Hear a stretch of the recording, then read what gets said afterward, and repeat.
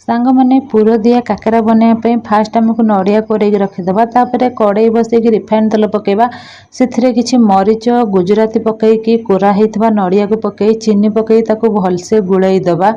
भलसे गुड़ई सारापर जो भलसे पानी मरीजे जानवे कि पुरटा रेडी होगा ताको गोटे जगह काढ़ीदेवे तापर कड़ई बसैक पानी गरम करेंगे से किसी पान मधुरी आपड़ जी मिठा खाते से अनुसार चीनी पकईबे स्वाद अनुसार लुण पकई ताको पानी रे भलसे फुटे पानी भलसे फुटीगला से सुजी पकई ताको भलसे गुड़ेबे जमी सुजीटा तादे गेटा न हो तार भलसे गुड़े सीझीगला यही टाइप रहा ताको काढ़ीदेवे देखो एमतीका जंतुणी कर बाहर करेंगे तापर ताको देखिए हाथ में देखिए जंतुणीटा हाथ में लगुच कि नहीं देखो भलसे हो जाइए तापर ताको भलसे गोटे थाली के काढ़ी चकाटी देवे हाथ में गोल गोल कर पुर दे चटकालिया करिकी कड़ई रे तेल गरम करिकी पिठा को पकई ताको एपट सेपट कर भलसे नौटेबे जमी पिठाटा न पोड़ो तो सांग मैंने एमती करके काकेरा को छाणीबे मुझे काकेरा करी बहुत टेस्ट लगी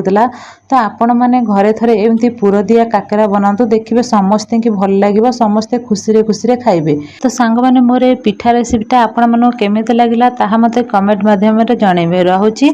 थैंक यू।